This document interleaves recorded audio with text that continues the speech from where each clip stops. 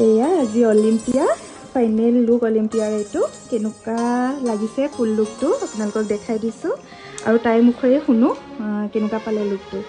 আৰু অলিম্পিয়াৰ ঘৰ সৰুপথাৰত আৰু ফাৰ্ষ্ট অফ অল অলিম্পিয়াক থেংক ইউ ছ' মাছ মোক চিলেক্ট কৰাৰ কাৰণে তোমাৰ লুকটো